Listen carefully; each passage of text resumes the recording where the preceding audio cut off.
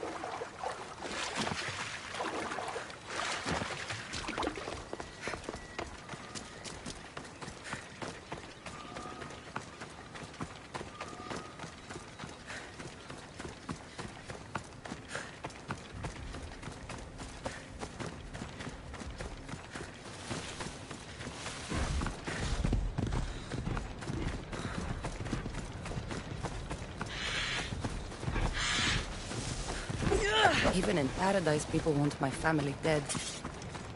Is killing my grandfather worth bringing someone back to life?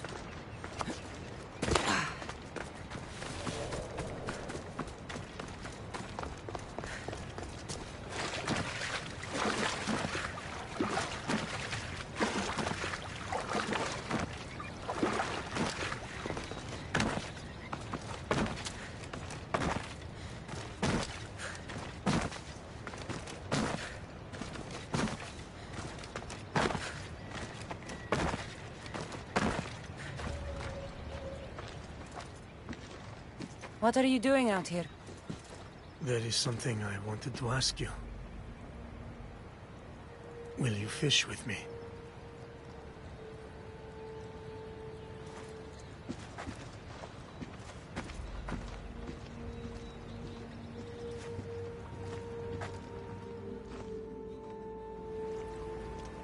This is nice. There are so many things I want to talk about. Talk then.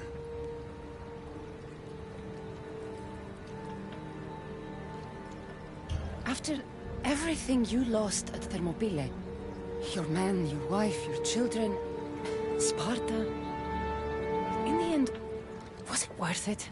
Who rules the Greek world right now? Greeks. Then my answer is yes.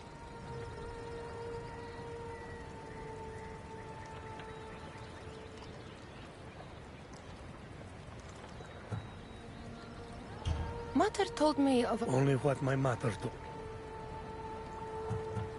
Imagine the spirit you were in. It's so peaceful here. I think I got the bite.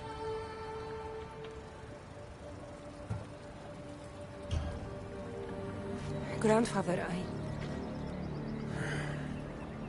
You are here to kill me. In Sparta, we were trained to spot predators, long before they pounced. I need Persephone's approval, but she sees you as a threat. If I don't take care of that threat... Why not bring her the head of a greater threat? Who's a greater threat than you? Actually, there is someone. A spy. I delivered him to Persephone as a bodyguard, but he's working against her from the inside. I am only a threat to her soldiers on the battlefield. A spy threatens the heart of Elysium. Bring her his corpse, and she should be satisfied. Thank you, Grandfather. We should go fishing more often.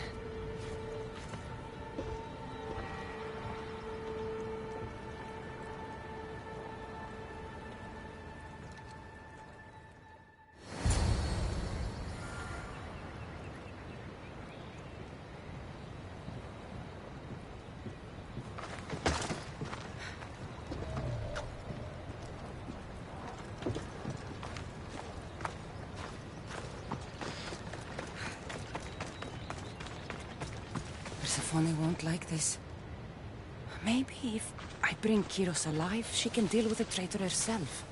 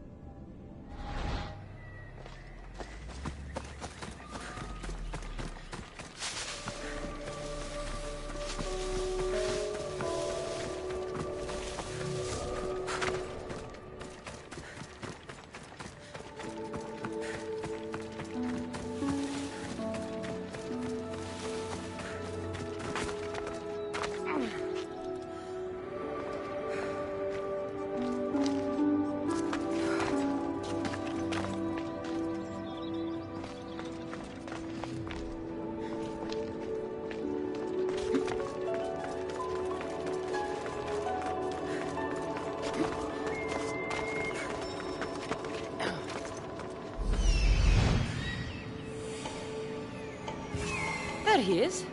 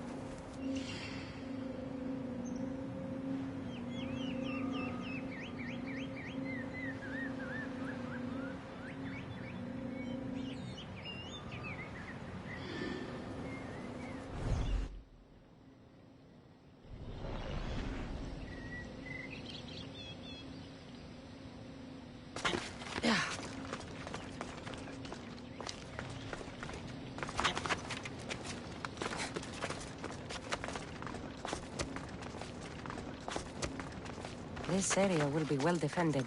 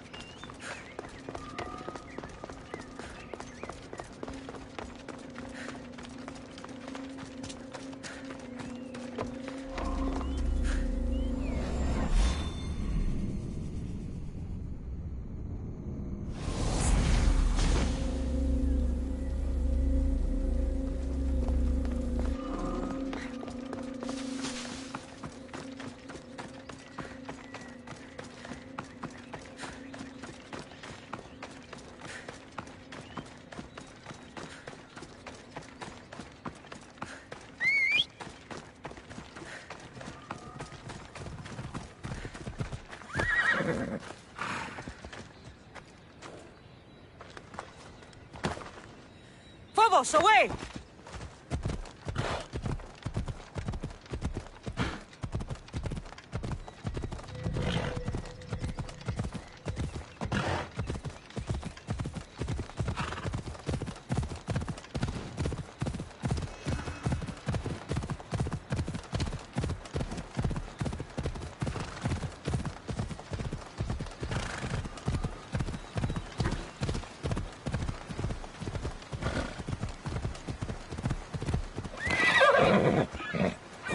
Off we go now.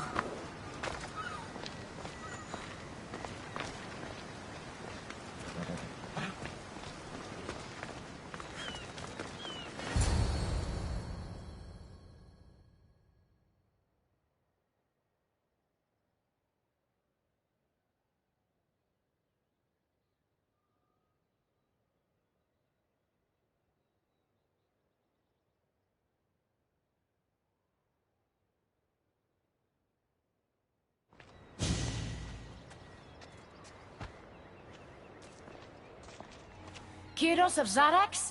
This isn't who I asked for. He's a spy working for the rebellion. But you're the one who first brought him to me. I didn't know his intentions. I trusted you. Guards! Persephone, listen to me. Hermes is right. Trouble's brewing in Elysium. Even though Leonidas is against you, you are much stronger than he is. But Kyros was an enemy you couldn't see. That made him far more dangerous to you and Elysium. But he's still breathing. Death is a gift traitors don't deserve. I thought you'd want to deal with him yourself. Defying me comes at a cost. Our deal is off. But for bringing me this vile deceiver, you may stay.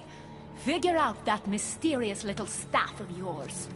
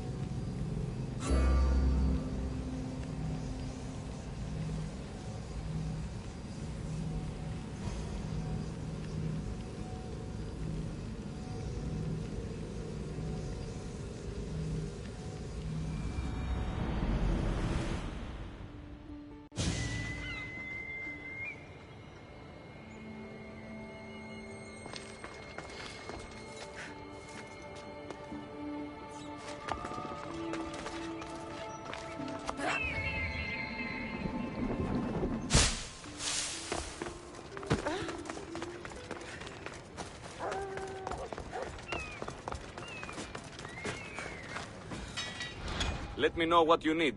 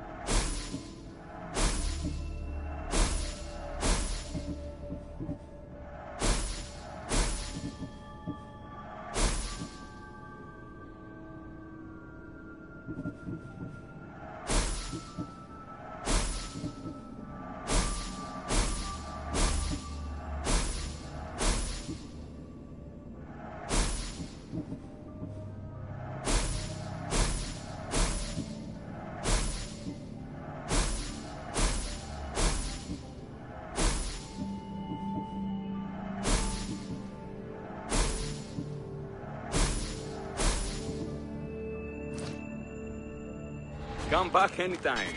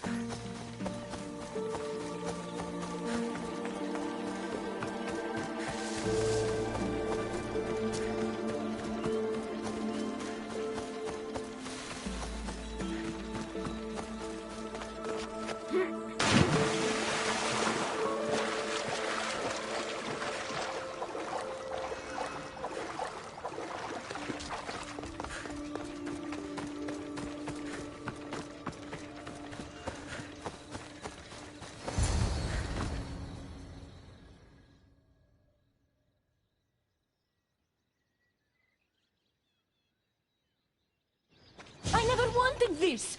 I only turned this world into paradise to make it bearable. And then you arrived and made me blossom. Please, just let me go. If you truly wanted to leave, you'd have already done it.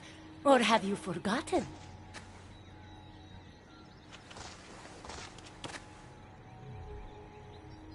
I wonder if Aphrodite would still love you if she knew what a coward you were.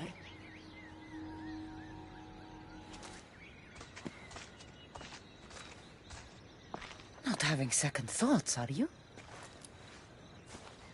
She's right. I am a coward. She gave me the chance to leave once. All I had to do was fight, and I couldn't. I'm sorry, I can't do this. It's too big.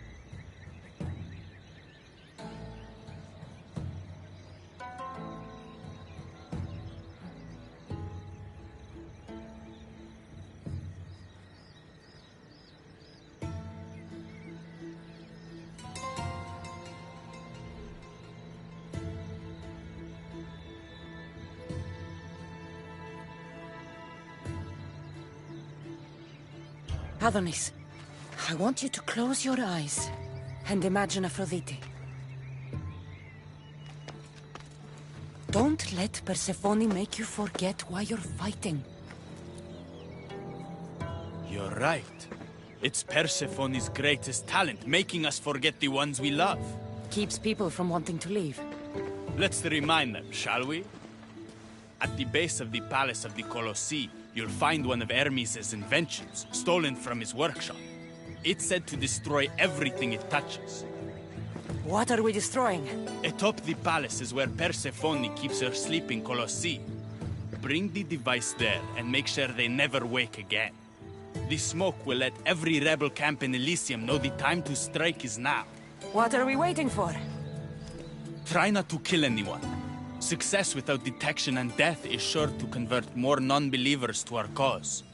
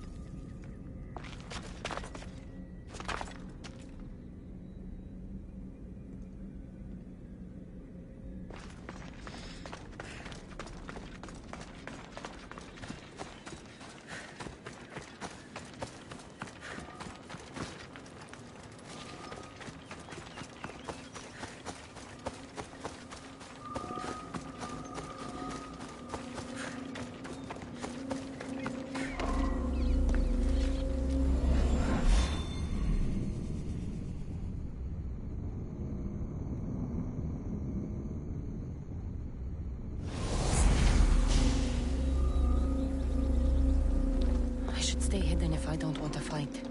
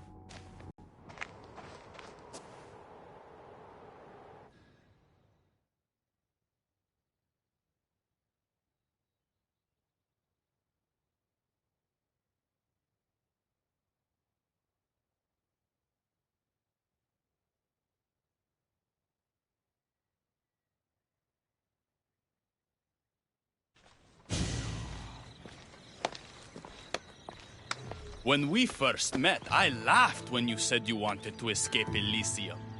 And now? I pity the god who stands in your way.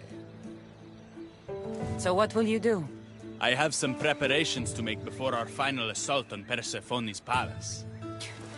I meant when this is over. I'm going to leave Elysium in the hands of the people. Then I'm going straight to Olibos, into the arms of my love. Sounds like paradise. You've been a good friend. I never expected to find one here. Come find me before we launch our attack.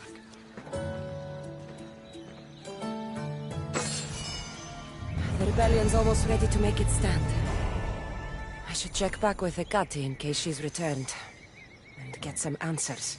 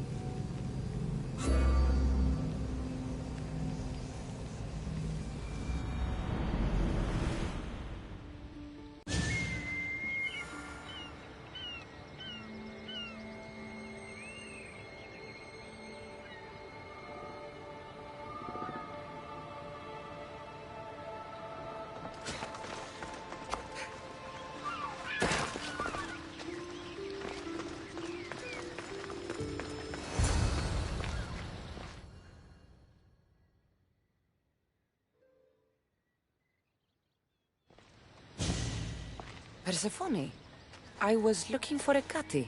I can't imagine what you need her for, but never mind. Do you know what the hardest part is about my life here? I don't. It's not knowing who to trust. Hecate has been my dearest friend ever since my mother, the meteor, sent her to me. But after that nonsense with Lethe's water, I've been keeping a closer eye on her. Hecate always tells me where she's going, but not this time. My spies tell me she's about to resurface for a secret meeting at Iphigenia's compound. Sounds like the meeting's not so secret anymore. That's where you come in. Spy on her and report back to me. I'm trusting you with this. Please, don't let me down.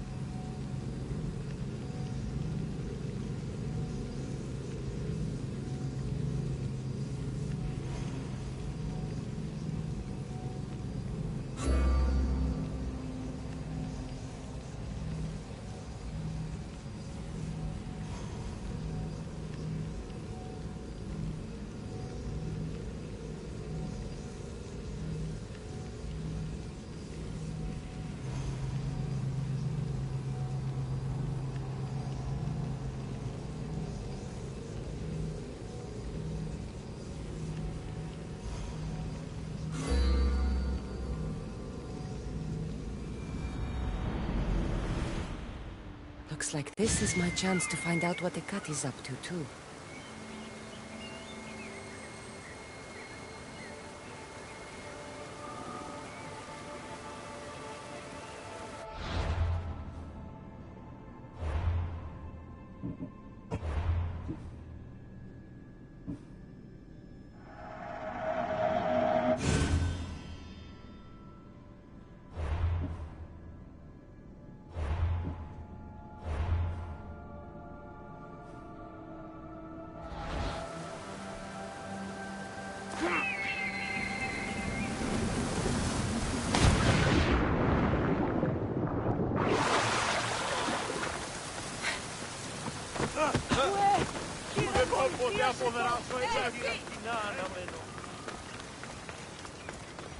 I should watch my step around here.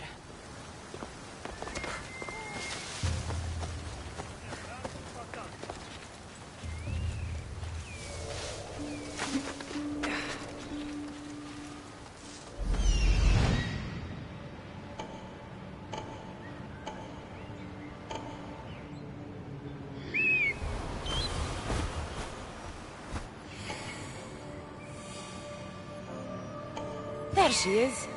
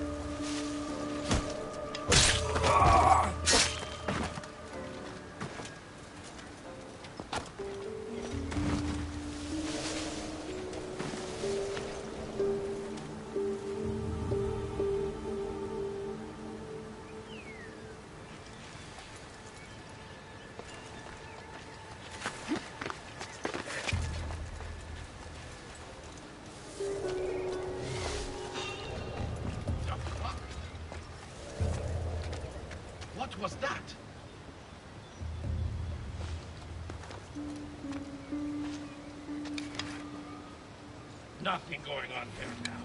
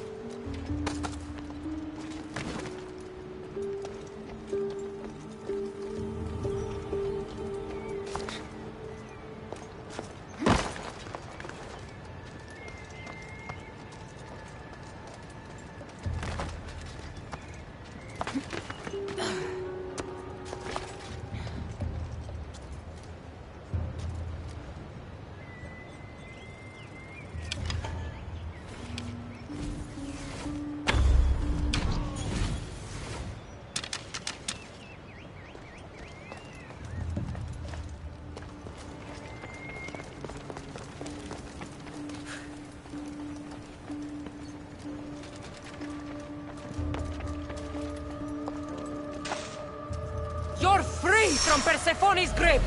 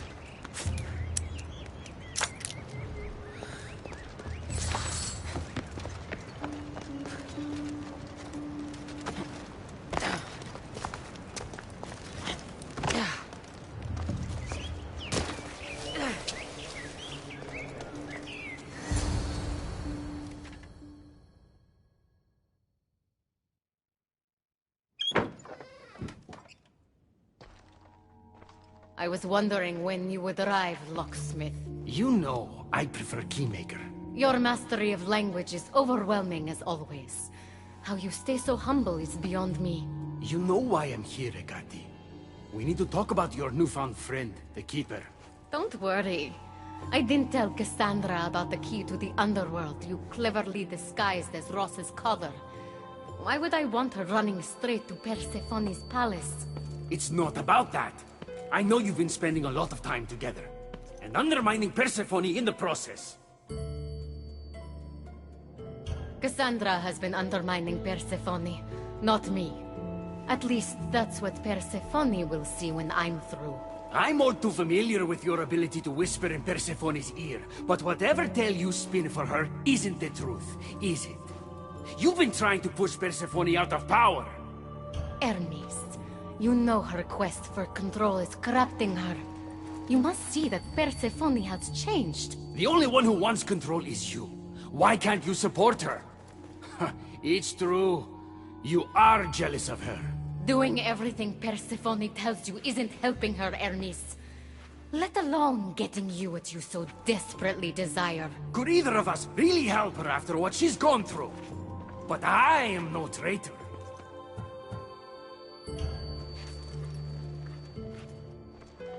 I need to get to Persephone first, no matter what.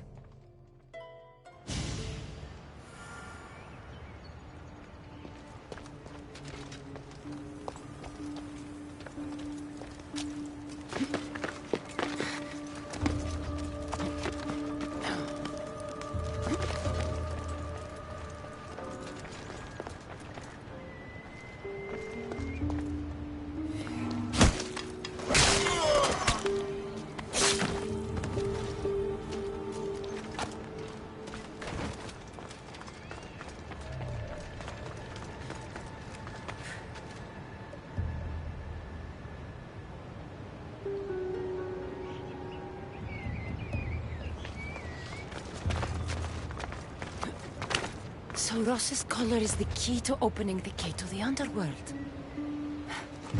Now to find a way to get it.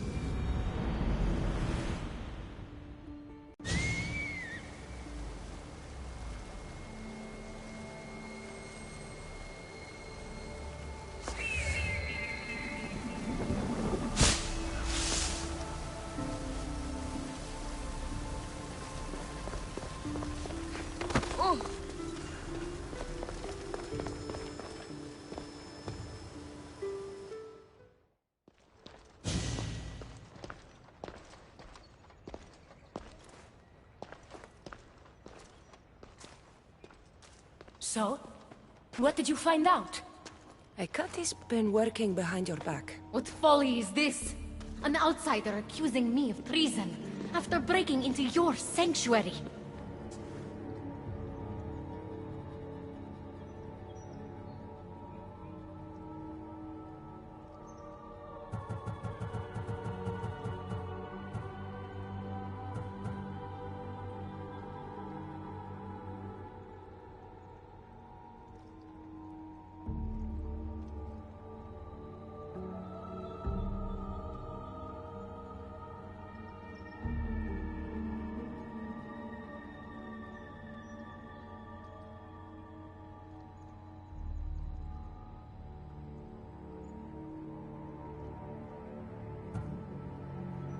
Hecate is trying to frame me.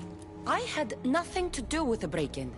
You are the only one with the key. Cassandra stole it from me. Just like she stole the last of Lethe's water from the cave. But Cassandra destroyed it. Don't play games with me, Hecate. I know who was behind Lethe's water circulating in Elysium.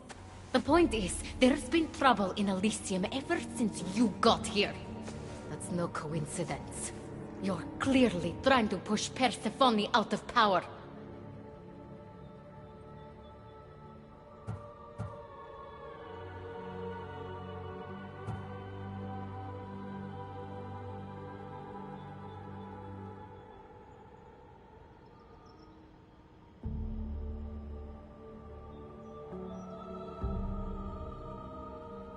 Half of Elysium knows Hecate wants you out of power, Persephone.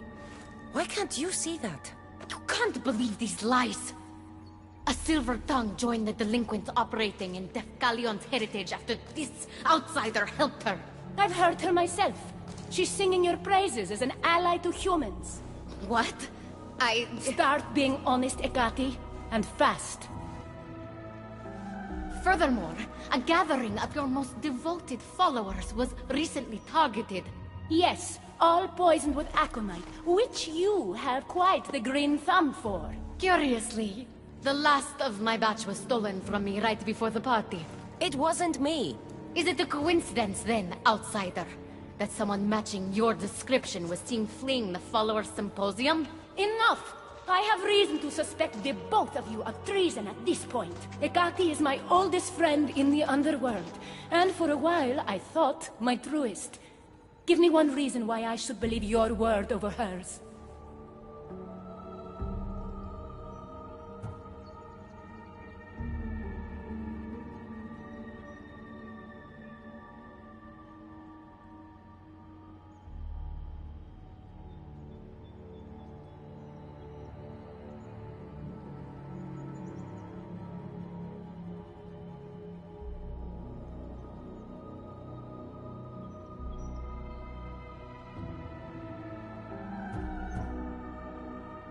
Hecate has always been jealous of you. She wants your power over Elysium for herself. You can't possibly take the words of an outsider over mine. Persephone. Whatever part Cassandra may have played in my misfortunes as of late, you played the larger role. And you are supposed to be my confidant in the underworld. My best friend. I had the best intentions. Whatever you were trying to do, you betrayed me. We've received word those delinquents in Defkelion's heritage are on the move. Not now. This is urgent, my queen. Fine. I'll handle this later.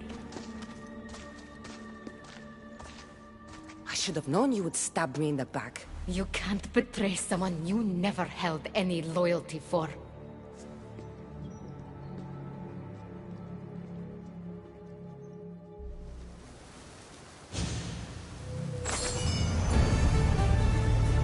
Adonis's troops should be strong enough to take Persephone down.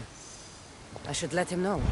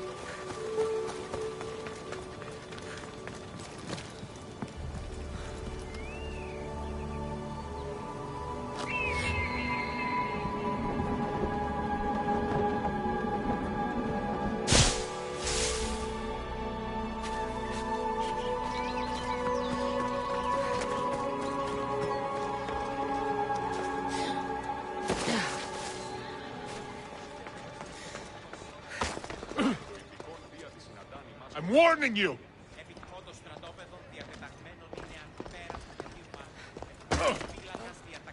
I know you heard me!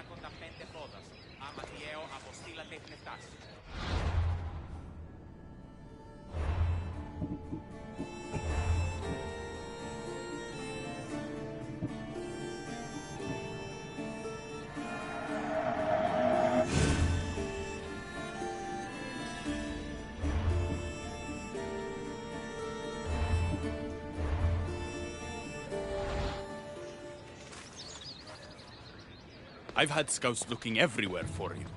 I didn't think to check Persephone's throne room. Of course you didn't. And thanks to me, Persephone blames Hecate. We have the advantage. That's so? Then we need to strike, and we need to do it now. For Aphrodite. And for your freedom to breach the gate out of this realm. All right, muster your troops. We're going to battle.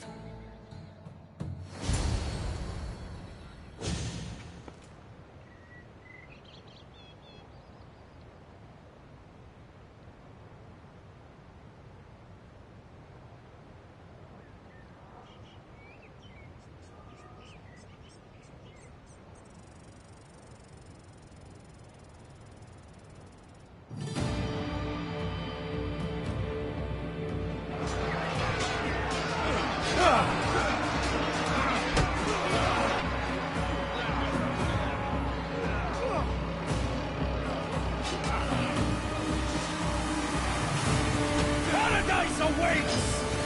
Fight for your freedom!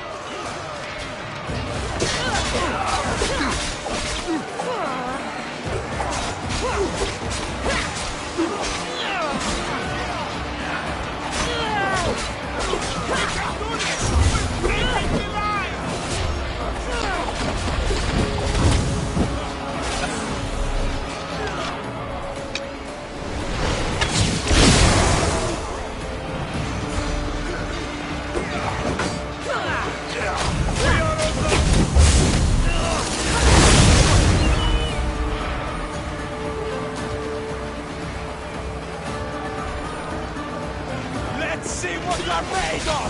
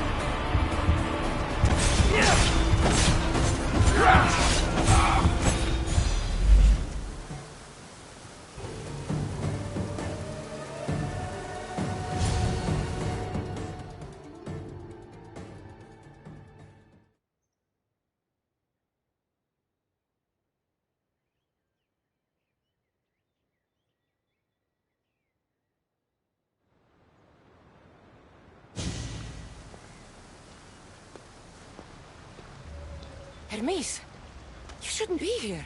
Where else would I be while the humans burn Elysium to the ground? My friend, help me protect her.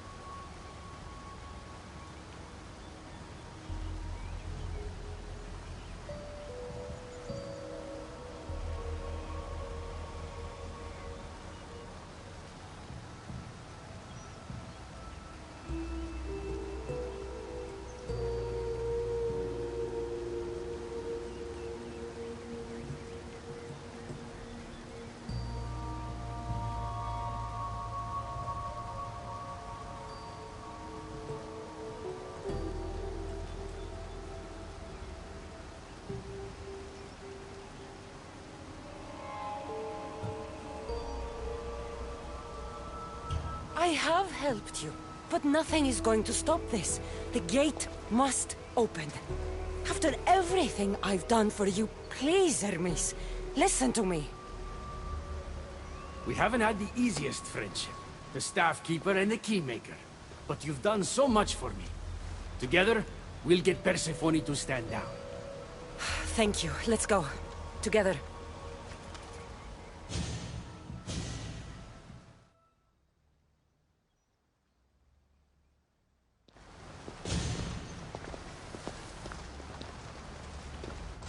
Stop!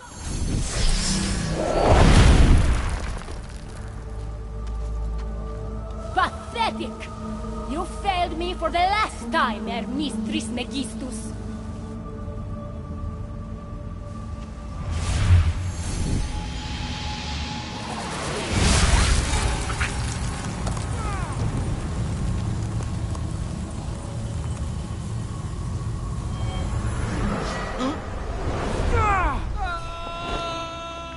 Hermes!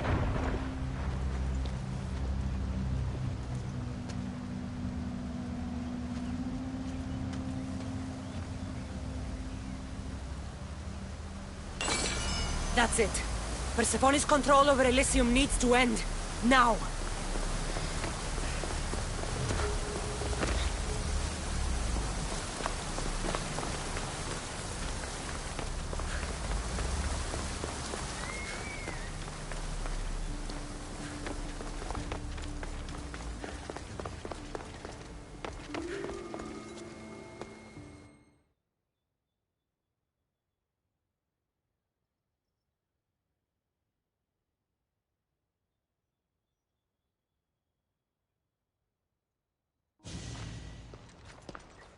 You don't move a muscle. You're letting a human get in the way of our friendship. You let her get in the way. You should have told me yourself, but all I hear spouting from your mouth are lies. I've had enough. In fact, I'm going to do something about that. Don't.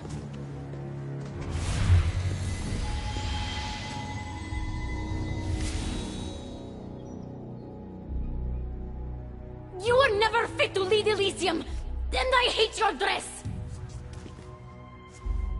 Good luck manipulating anyone with your lies ever again. If I were you, I'd leave before I say anything else stupid. How did you do that? It comes naturally to me. You're making a huge mistake. With war brewing outside my window, I wonder what you'd suggest I do instead. Your beautiful Elysium has turned to rubble, all because of your stubbornness, Persephone. You fool! I made this place beautiful for you! Nothing I've ever done for your love has been good enough! You're a prisoner too. You should know it's impossible to love your captor. This is the last time I'll ask. Let us go. Let me go. You've turned this whole realm against me. But you didn't do it alone. Go. Your friend here won't be as lucky. Thank you, Persephone. I'm forever grateful. Go easy on Cassandra.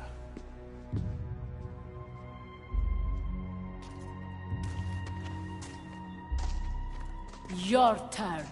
We don't have to do this. Just let me pass through Elysium. Adonis would have rallied the people with or without my help. You're lying. Persephone, you don't have to control everything. You're free to let go. Maybe you can finally go home. You know nothing of what I've been through.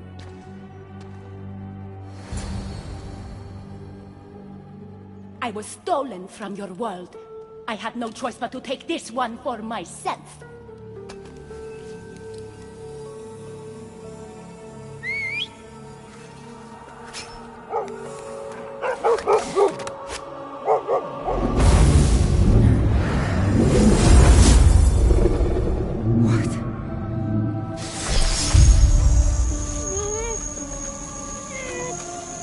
And this world is mine, alone.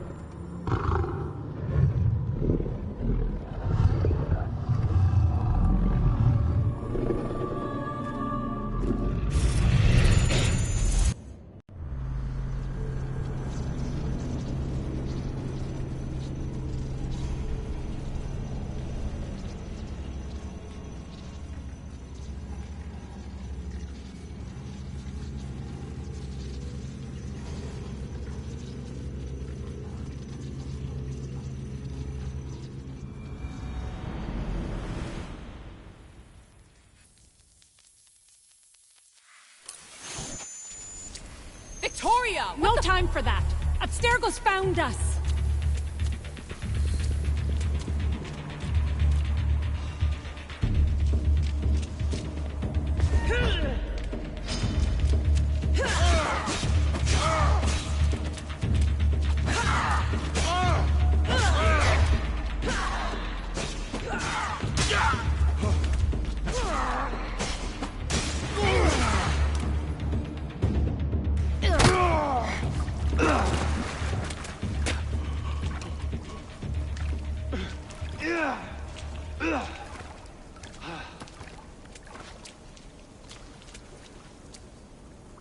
Don't!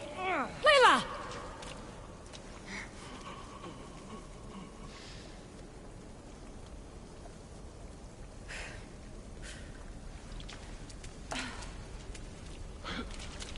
Tell your boss I'm ready. Also, Bird can come get me himself. If he's not a coward.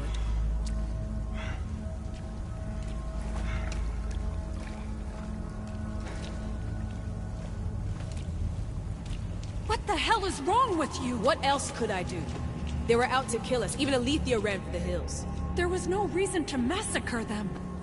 Everything okay down there? Sounded like a war zone. We're fine, Alana. But don't expect much action anytime soon. Seems like this specific memory in the Animus is down for the count. Let me guess. That happened when you ripped me out. Great. That's the last thing we need. I had no choice. Complaining won't repair the computer. The memory files are overriding each other, and I'll need time to sort them out. You know what? I need some time alone. May as well head back to Greece until Alethea returns anyway.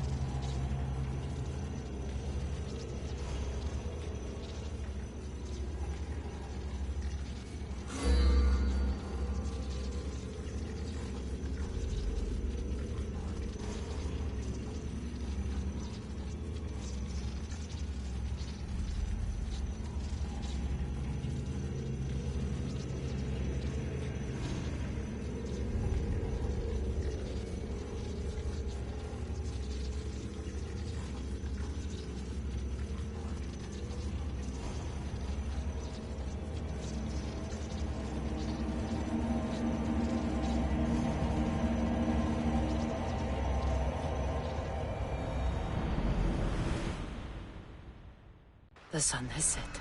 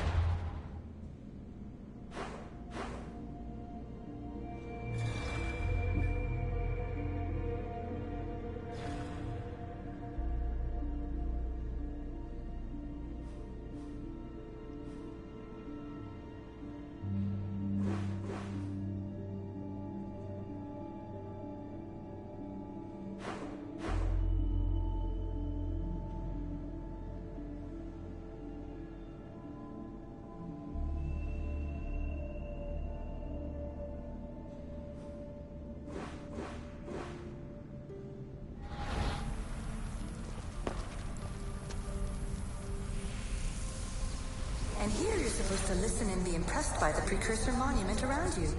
They want you to make sure you remembered this island, no matter how often it was renamed. Terra, Callista, Atlantis.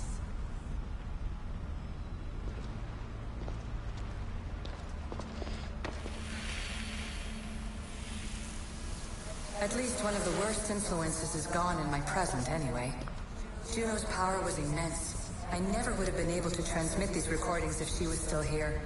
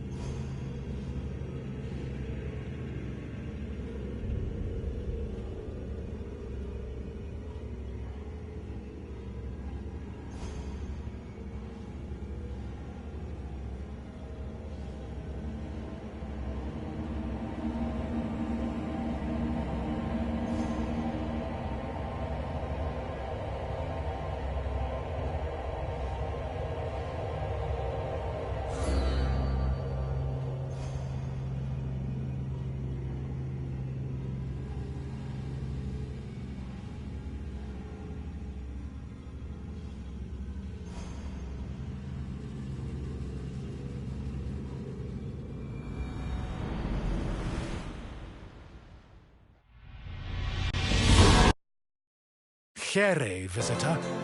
You are about to embark on a journey of discovery through the rich and fascinating history of classical Greece. You'll become fully immersed in the painstakingly detailed world built for Assassin's Creed Odyssey, which you are free to explore at your own pace, without any danger or time pressure. For a directed experience, take one of the many guided tours curated by prominent historians and archaeologists. Along the way, exchange words with some of Greece's most famous historical persons. The classical Greece you are about to explore is at the peak of its glory. This period is synonymous with grand accomplishments of the physical and the mental. Architectural marvels which still stand today dot its landscape, while towering achievements in philosophy, political systems, and art still influence our modern society in profound ways. We hope you become engrossed in the dazzling riches of ancient Greece and welcome you to your visit.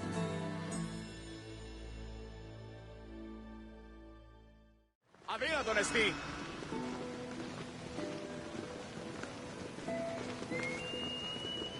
Τι τούτο είναι?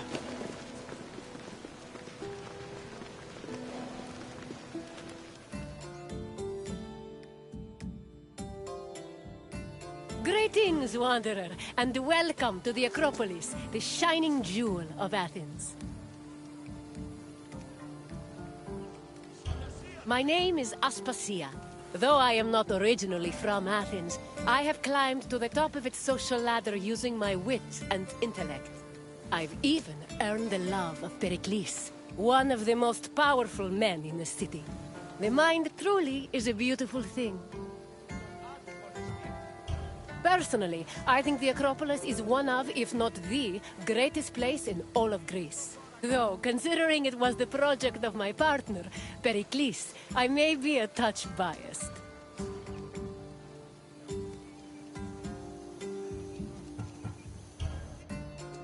The Acropolis of Athens is a bastion of art and culture worthy of the gods themselves. Within this citadel, you will find many important sacred buildings, as well as some of the most magnificent art in all of Greece. You are in for a very enlightening visit. When you're done, come find me, and we can discuss the things you have seen. Farewell for now.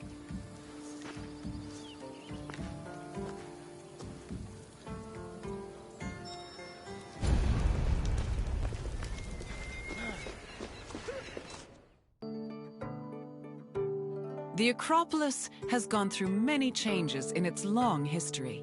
It began as a simple rock, was settled as early as the Neolithic period, and then became a fortress in the Mycenaean period. Stone buildings started appearing in the 7th century BCE. But the famous structures whose ruins remain visible today date mainly from a period of construction in the 5th century BCE. The location of the Acropolis is closely tied with Athens' foundation myth. Supposedly, it was the site where Athena and Poseidon competed for the city's patronage. This connection gave the Acropolis a sacred aura, and it was considered the religious heart of the city.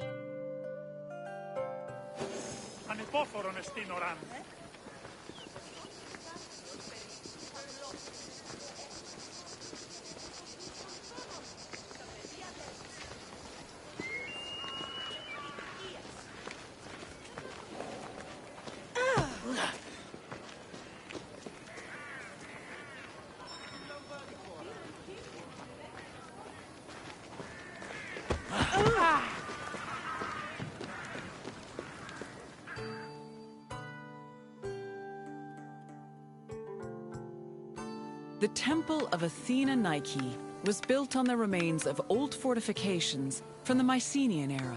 Worship at the temple can be traced back to the 6th century BCE, but the building itself was destroyed during the Greco-Persian Wars a century later. It was rebuilt during the Peloponnesian War. Given that the name Athena Nike roughly means Athena of victory, it was likely constructed in the hopes that Athens would win the war. Unusually, The temple depicts historical scenes of battles against the Persians, instead of the more mythologically inclined art of other Greek buildings. The temple's priestess was chosen randomly among the Athenians and received a salary of 50 drachmae annually, along with skins and trophies from sacrificed animals.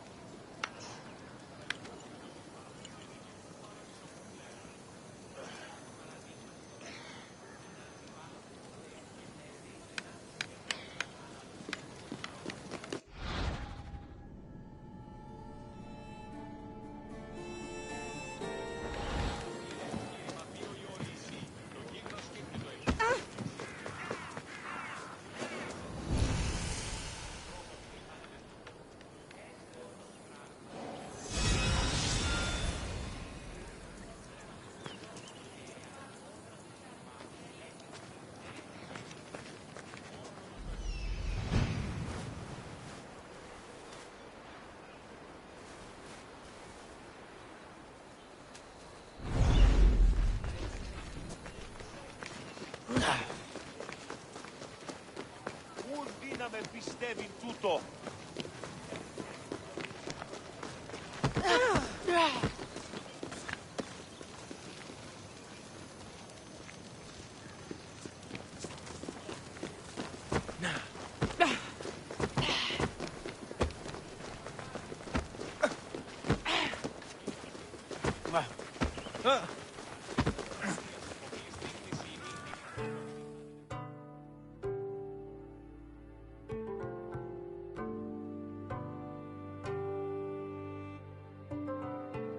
The Acropolis was built up over a long period, due in no small part to its partial destruction during the Greco-Persian Wars. It was in the 5th century BCE, though, that the Acropolis received its most significant improvements. This period was an extremely prosperous time for Athens, both financially and culturally.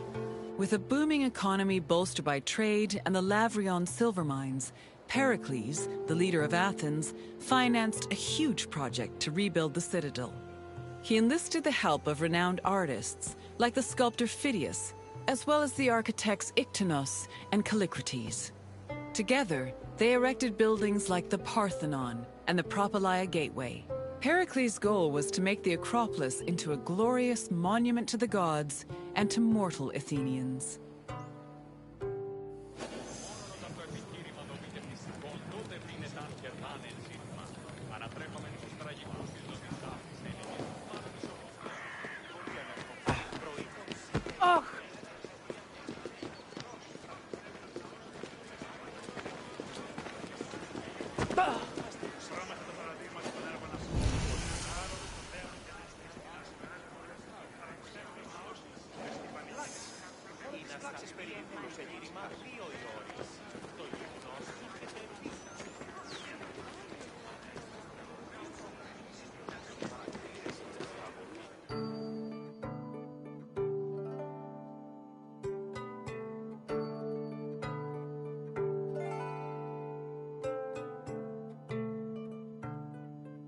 Behind the Propylaea was the giant bronze statue of Athena Promachos, or Athena who fights on the front lines. That name was reflected in the spear and shield the statue held in its hands. It was erected in the mid-5th century BCE by the artist Phidias. According to an inscription, it took 9 years to make and cost almost 500,000 drachmae. At approximately 10 meters tall, the statue was apparently so large that Pausanias claimed its helmet and spear tip could be seen from the sea near Cape Sunion, 60 kilometers away. The ornamentation on the statue's shield was engraved by the metalsmith Mies.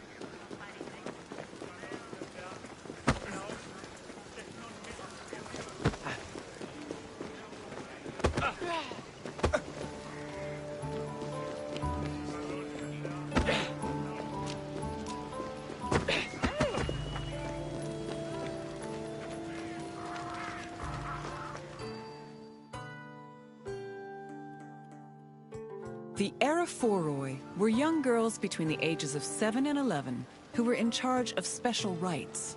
A list of 4 girls was drafted by the Assembly of Citizens, from which the High Magistrate, the Archon Basileus, chose 2 to serve as Eraphoroi for the year. The girls lived in a house on the Acropolis. They were in charge of carrying sacred objects and weaving the peplos of Athena. The peplos was a sacred robe offered to Athena during Panathenea, a festival held in her honor.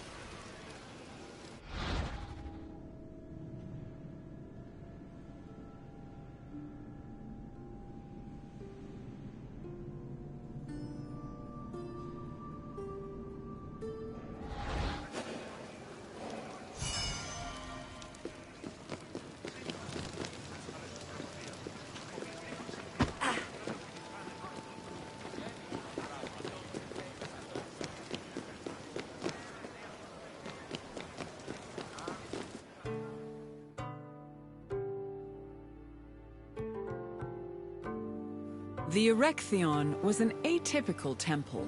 It was dedicated not only to Athena Polias, but also to Cecrops, the mythical founder of Athens, his son Erechtheos, and even Poseidon, the sea god who challenged Athena for possession of the city. The temple was divided into sections. The eastern part housed a statue dedicated to Athena, while the western section jointly belonged to Poseidon and Erechtheos. Meanwhile, King Cecrops' grave was believed to be under the caryatid porch. Under the temple was a crypt that was said to contain the sacred snakes of Athena. The snakes may have had a sweet tooth because the priestesses of Athena allegedly fed them honey cakes.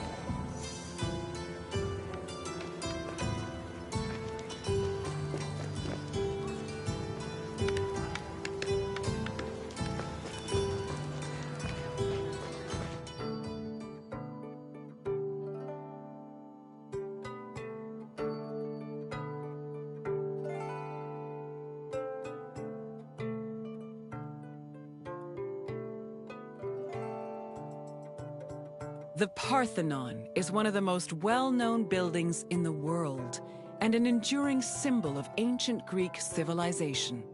While it is located on the Acropolis, the building is not a traditional temple. It was built by the sculptor Phidias and the architects Callicrates and Ictinus as a great monument to the glory of the city of Athens. That glory is evident in its many carvings. One of the most carved monuments in Greek architecture, the Parthenon's decorations depict several mythological scenes. These include the birth of Athena, her fight against Poseidon for the patronage of Athens, the gods' battle with the giants, and the procession of the great Panathenaea.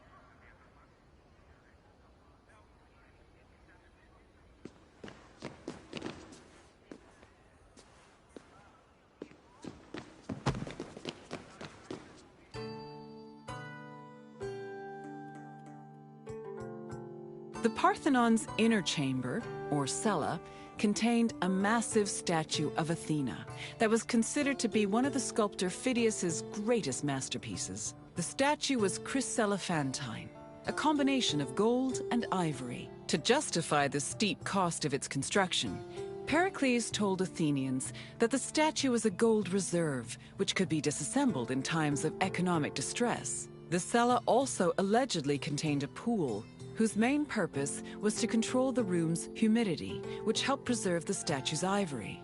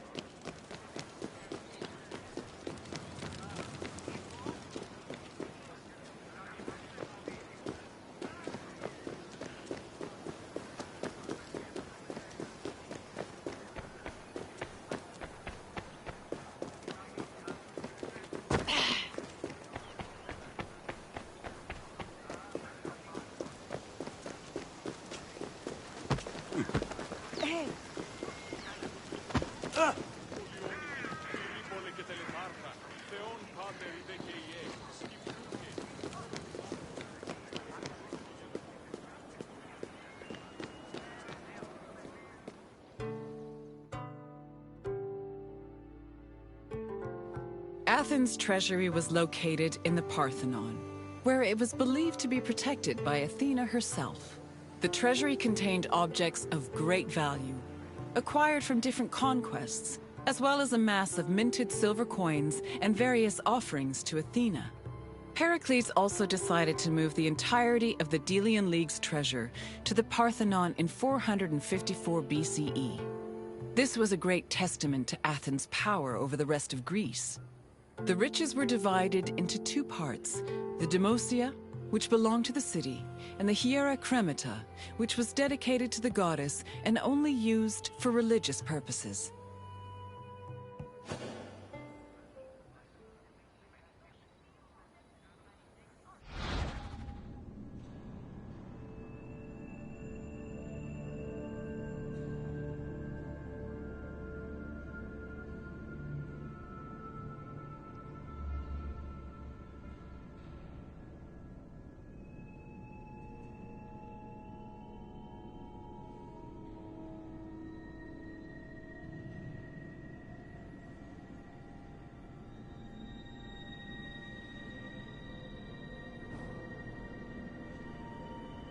Athens' treasury was located in the Parthenon, where it was believed to be protected by Athena herself. The treasury contained objects of great value, acquired from different conquests, as well as a mass of minted silver coins and various offerings to Athena. Heracles also decided...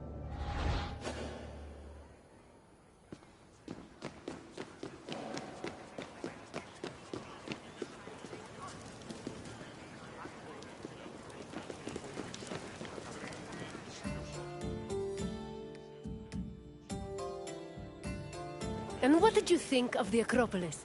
It truly is quite something, isn't it? A sacred sanctuary and an architectural marvel, all in one.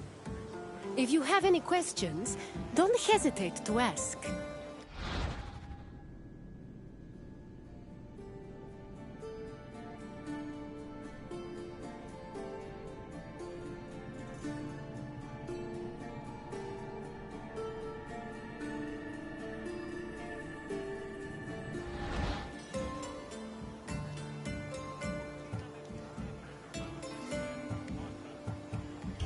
You're confident enough for a test? Very well. Let us see how much you know. Which two gods competed for Athens' patronage?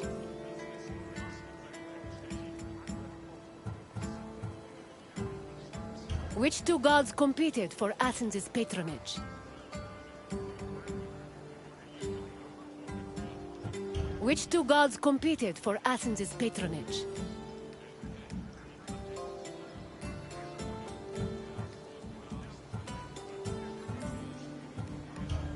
Not quite, although Athena and Ares did fight each other in the Trojan War, with Athena siding with the Greeks and her brother supporting Troy.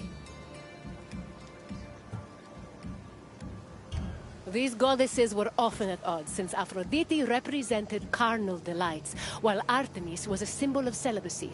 However, they never fought over Athens. Zeus overthrew his father Kronos and sealed the Titan away, but they never battled over Athens. Try another answer. Correct. It was Poseidon and Athena who fought for Athens' patronage. As for who won, the answer is in the city's name. On to the next question. Who sculpted the statue of Athena in the Parthenon? Who sculpted the statue of Athena in the Parthenon?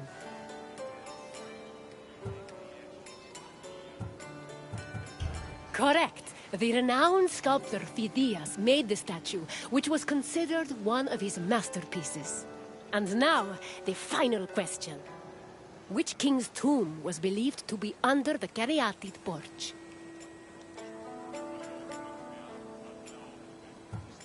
Which king's tomb was believed to be under the caryatid porch? Persea slew the Gorgon Medusa and founded Mykene, but he was not buried under the Keriatis porch. Keep trying.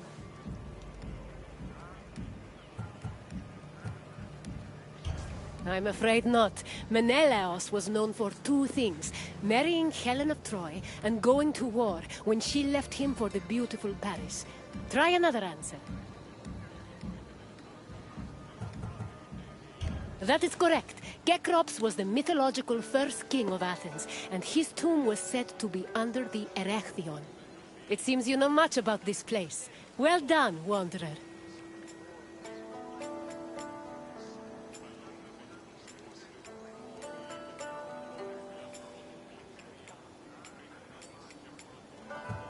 As you wish. Hopefully we will see each other again soon.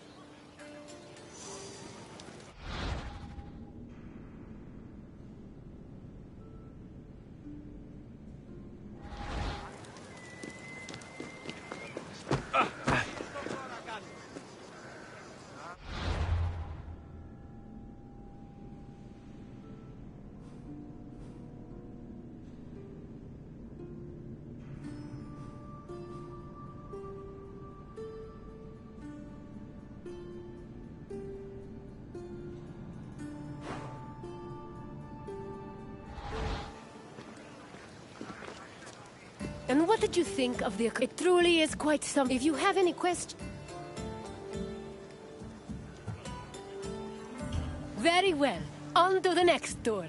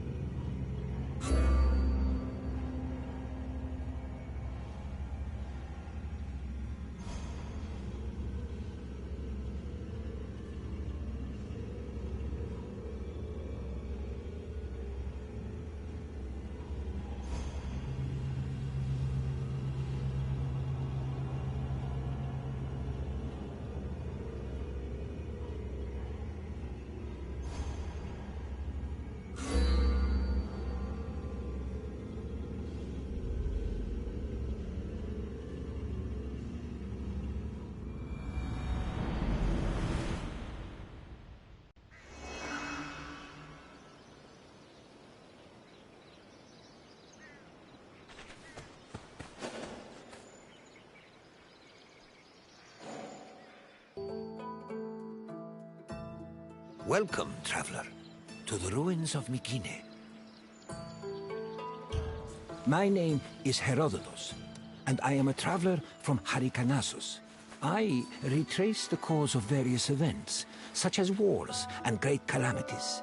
I describe what I see and record what I'm told, all with the aim of providing a better understanding of why these things occur. Look for me to introduce you to many sites. It is humbling to stand in the remnants of such a great civilization. Looking at these ruins, I am reminded that the past is never as far behind us as we think. These are the ruins of Mykene, center of the old Mykenean civilization. It was home to great warriors and heroes. In many ways, places like Athens and Sparta stand on the shoulders of its accomplishments. This tour will take you through its ruins and introduce you to its most important monuments, revealing its history in the process. I hope you enjoy yourself. I'll be waiting for you at the end of your visit.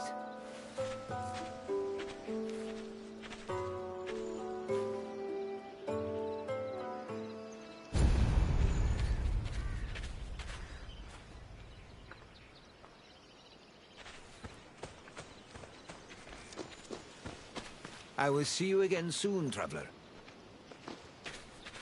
The Mycenaean civilization flourished in the Late Bronze Age between 1600 and 1200 BCE. During this period, it was mainly located in the Peloponnese and central Greece. Mycenaeans were known for exploring distant lands.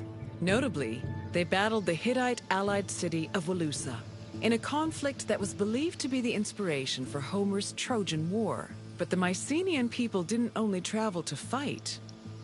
They learned much from their neighbors, the Minoans of Crete, such as how to write syllabic script on clay tablets. Such tablets provide evidence that Mycenaeans spoke an early form of Greek. They also tell of how great Mycenaean kings ruled over their warriors from opulent palaces in places like Mycenae, Thebes, and Knossos.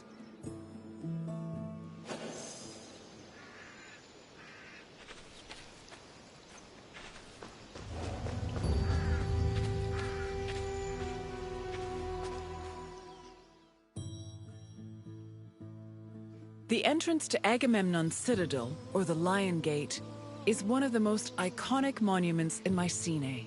It is impressive for both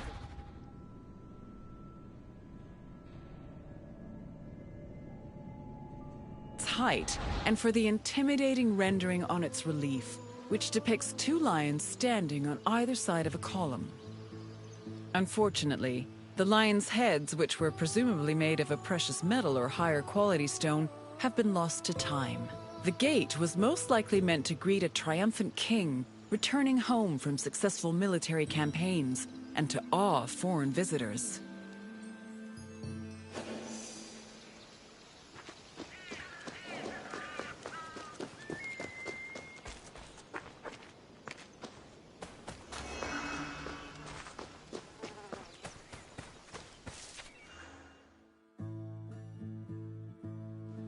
When these shafts were discovered by archaeologist Heinrich Schliemann in 1876, he believed the 6 gold-filled graves to be connected with the family of the great king Agamemnon, even going so far as to proclaim a gold mask he found within to be the death mask of Agamemnon. However, this was refuted by later excavations, which showed that the 19 bodies buried in the shafts dated back to a few hundred years before Agamemnon was even born. In fact, at the time of the body's burial, the Lion Gate and the citadel walls had not even been built yet. It's estimated that the people in the graves were members of the first Mycenaean dynasty.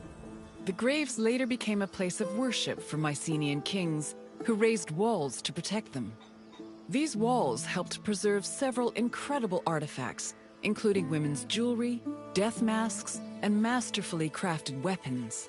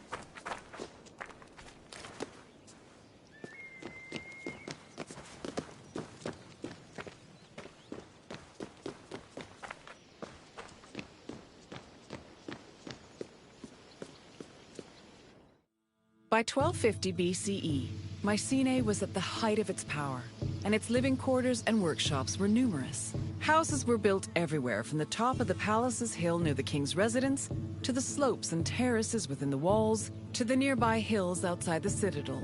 At one point, the citadel's walls even had to be enlarged to make room for more quarters. The people who lived inside the citadel were those with high status in either the military, religious, or administrative sectors of the kingdom. This is reflected by the ceramic and metal vessels inside the houses, as well as their painted plastered walls.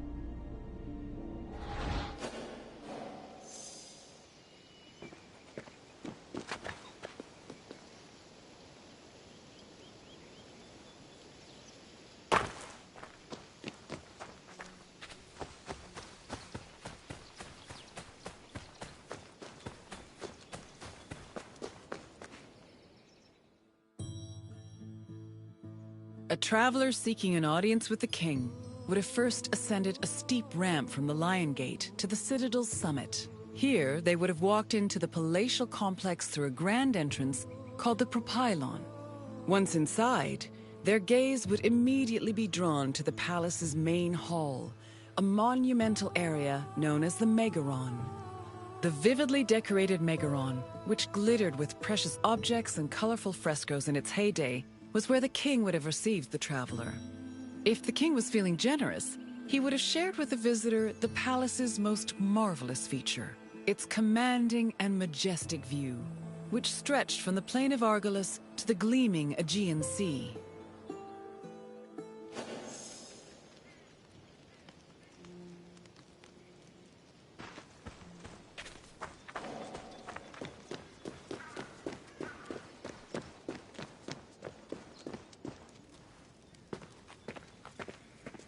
It was in this palace where a legendary Mycenaean king like Agamemnon would have held court. According to Homer and other poets, Agamemnon led the Greeks in the sack of Troy. Stories say that he was a fearsome warrior on par with Achilles, but also an overly ambitious and arrogant ruler. He sacrificed his own daughter, Iphigenia, to convince Artemis to grant his ship's passage to Troy. After conquering the city, he returned to Mycenae with mounds of riches, and a Trojan named Cassandra as his concubine. Agamemnon's wife, Clytemnestra, was not pleased with her husband's sacrifice of their daughter. She plotted to murder her husband out of anger. The plot was successful, and, depending on the version of the story, Agamemnon was either murdered in his bath by Clytemnestra or killed by his cousin Aegisthus during a banquet.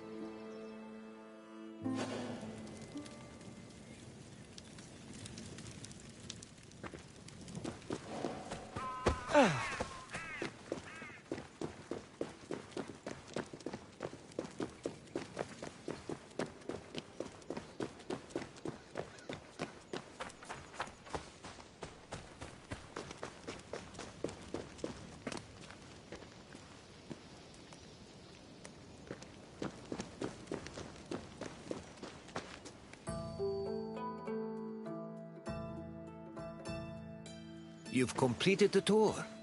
I trust it was an eye-opening experience.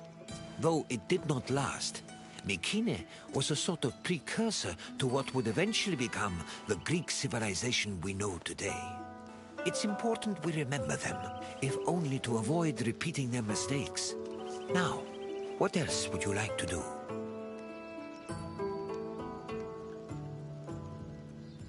Then let's begin. First, I have quite a simple question. Which ancient city may have been the inspiration for Homer's depiction of Troy? No, the Meginians who were at war with Troy in the first place. Thebes played an important role in the tragedy of Oedipus, but it was not the basis for Troy. Keep trying. Knossos was the supposed site of the legendary Minotaur, but it did not inspire Troy, although I am certain the Trojans wished they had a Minotaur on their side during the war. Either way, try again.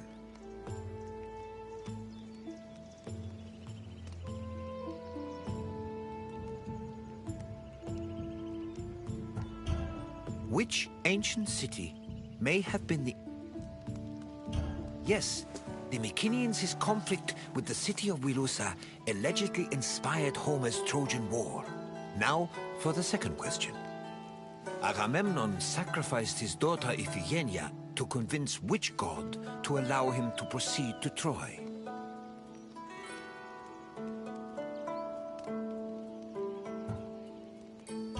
Agamemnon did not sacrifice his daughter to Athena. In fact, Athena supported the war with Troy, so such a sacrifice would have been senseless. Keep trying. Yes, Agamemnon sacrificed Iphigenia to reconcile with Artemis, who then allowed his ships to pass to Troy. Now, one last question. What was the name of Agamemnon's Trojan concubine? Correct. Following the sack of Troy, Agamemnon sailed home with the Trojan prophetess named Cassandra. You've studied the ruins well, traveler.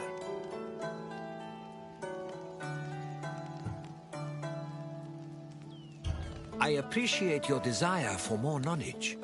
Let us continue.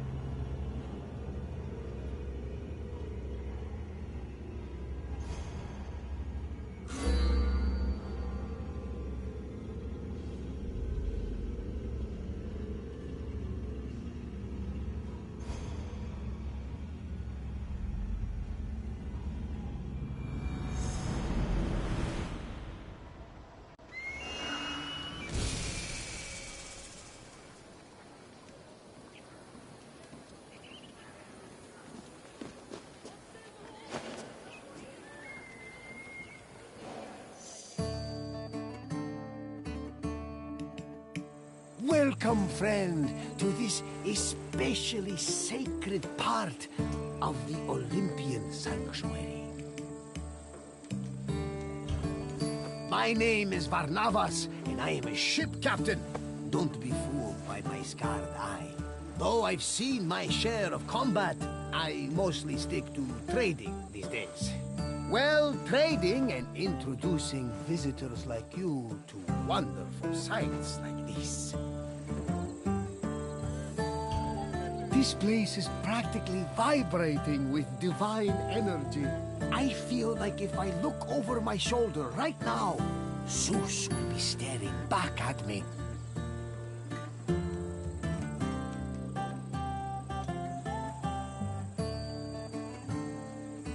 The sanctuary of Olympia was dedicated to Zeus, king of the gods. It had close connections to the divine, as you will see very soon. I'll come find you when you're done, and we can talk about what you've learned.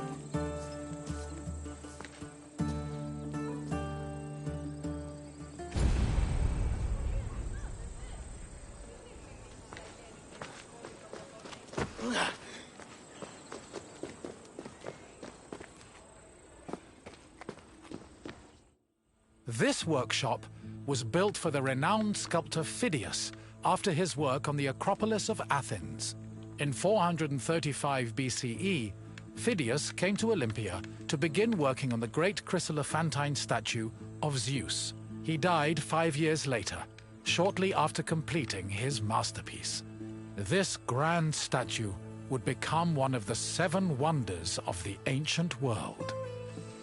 Phidias's workshop was located right next to the Temple of Zeus. Its structure has been well preserved, mostly owing to its conversion to a church in the 5th century CE. Archaeologists have also discovered lots of ancient materials in the surrounding area, such as casting mold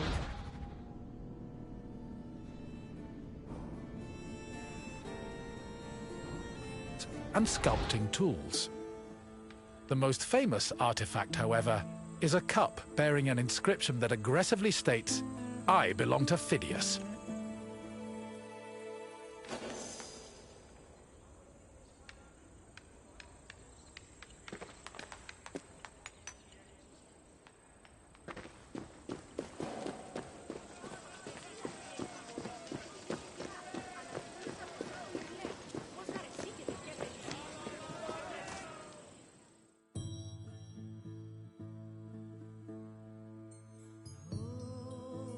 On the fifth and final day of the Olympic Games, victors attended a ceremony where they were crowned with olive wreaths and showered in flowers.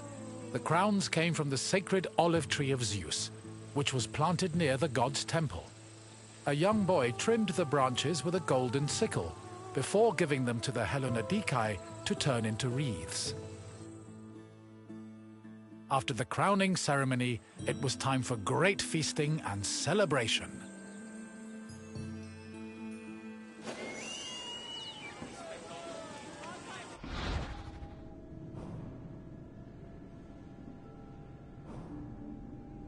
On the fifth and final day of the Olympic Games, victors attended a ceremony where they were crowned with olive wreaths and showered in flowers. The crowns came from the sacred...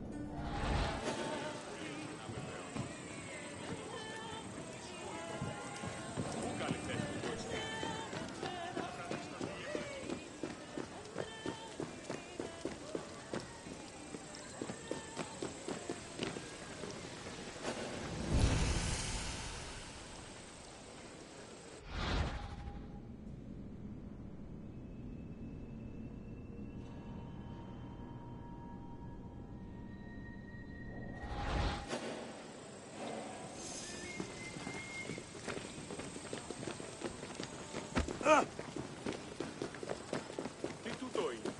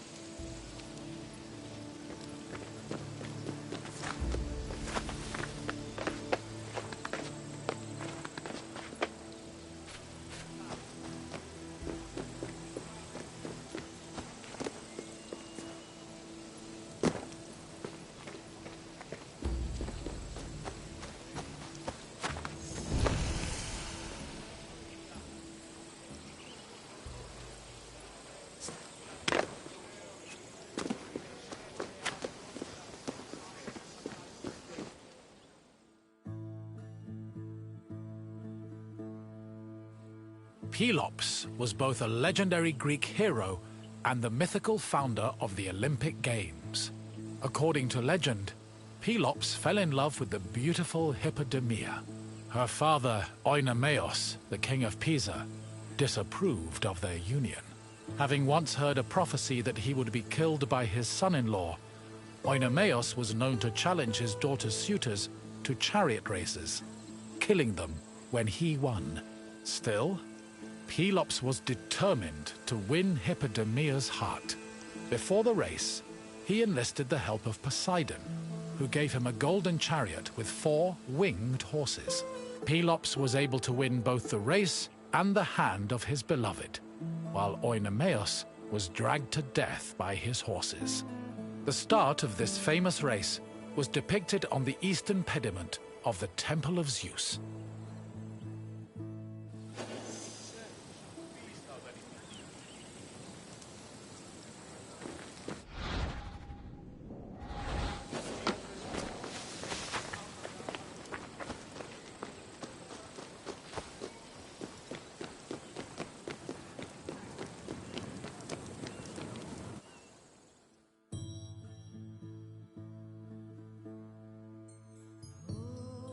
The Heraion was a temple dedicated to Hera. It is one of the oldest temples in the sanctuary, dating back to approximately 590 BCE. The structure included columns painted with images of women who won the Heraia, an athletic competition made up of running events. Every 4 years, 16 women were chosen to make a veil dedicated to Hera. These women also organized the competition, though they did not compete in it. The Heraia was unique for its focus on female athletes, in contrast to the male-exclusive Olympic Games.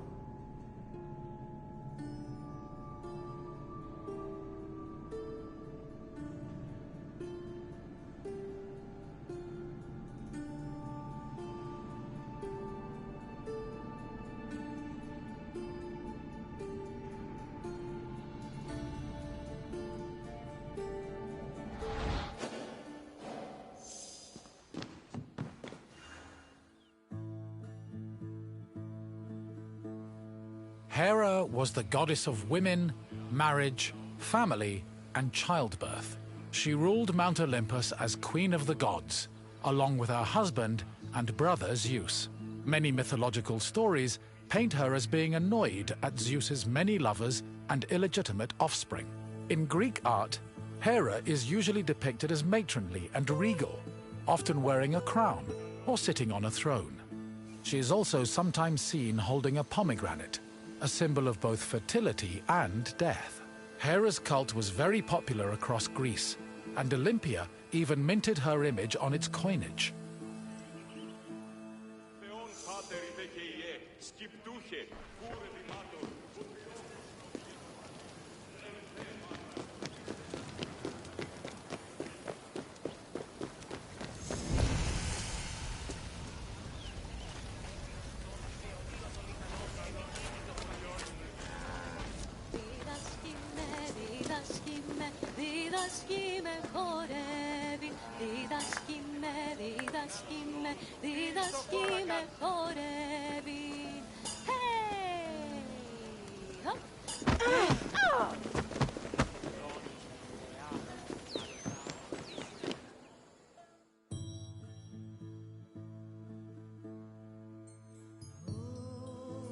One of the highlights of the Olympic Games was a ceremony that took place on the third day of the festival. It began with a procession of athletes, ambassadors, Hellenodikai, and animals. The group made their way around the Altis until they arrived at the Temple of Zeus. Then the animals were brought in front of the altar of Zeus and offered as a sacrifice. This sacrifice was known as a hecatomb, a word that originally described the sacrifice of 100 oxen. During the hecatomb, the bones and legs of the animals were burned and carried to the top of a mound of ashes from previous sacrifices. Meanwhile, the meat of the animals was saved for a large banquet held later in the evening.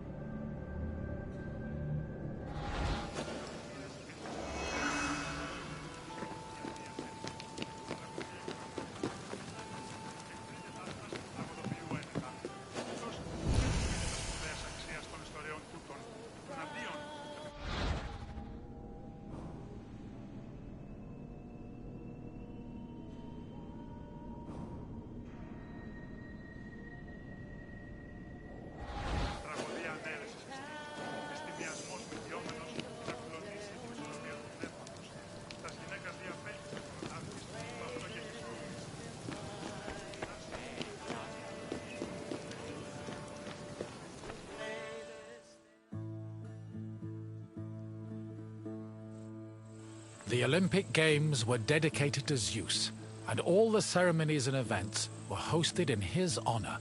It is no surprise that the largest temple in the sanctuary was the Temple of Zeus. While most temples were restricted to priests, the Temple of Zeus welcomed all who visited Olympia.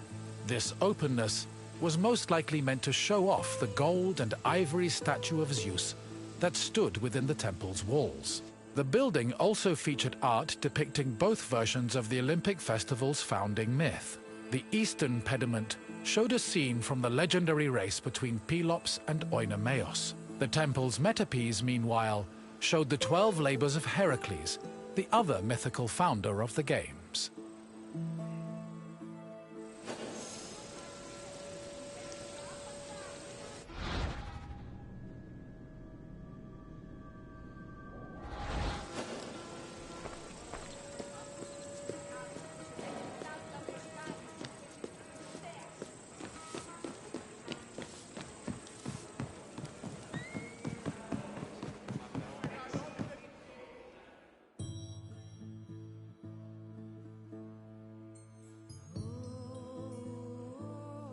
Zeus was the god of sky and thunder, and king of the Olympians.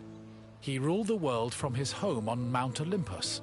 The child of Cronus the Titan, Zeus overthrew his father and cast the Titans out in a great battle known as the Titanomachy. He had children of his own with his wife Hera, including Ares, Hephaestus, Hebe, and Eileithyia. He also had many children without Hera, much to her consternation, but there are too many to list here. Zeus was believed to have control over the lives of mortals, as his many epithets attest to. For example, his title Hawkios made him a keeper of oaths, while Xenios was the name conferred to him as a protector of hospitality. In Greek art, Zeus was usually depicted holding a thunderbolt and sitting on a throne, befitting his position as king.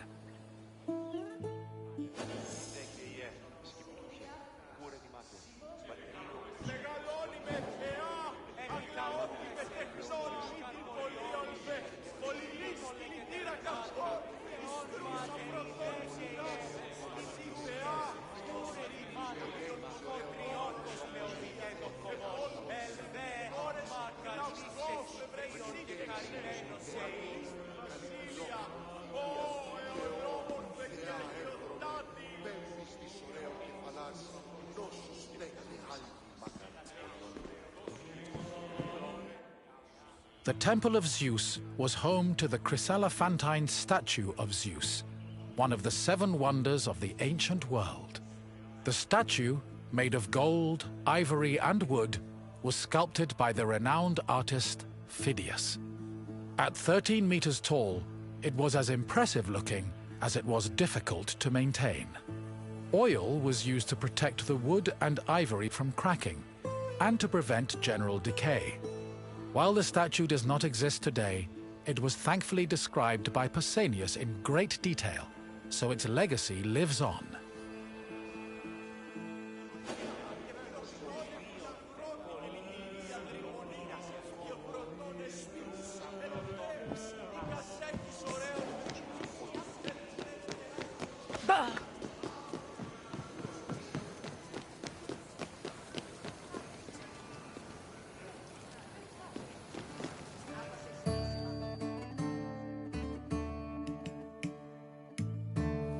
again. I hope you enjoyed your visit and feel a little bit closer to the gods. Well, as close as a mortal can get. Is there anything else you'd like to do? Excellent! Let's see what you remember. Your first question is a simple one. Which goddess was Zeus's wife?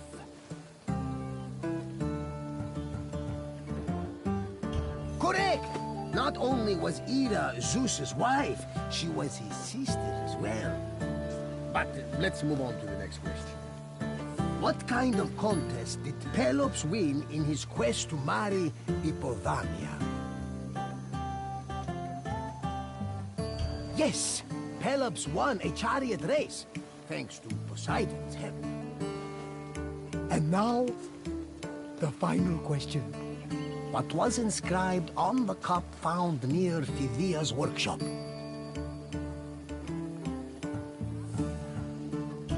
Correct! Apparently, Phidias was very possessive of his things. Perhaps someone from the sanctuary kept stealing them. But I'm getting off track. Excellent work, friend! You honor the gods with your great wisdom.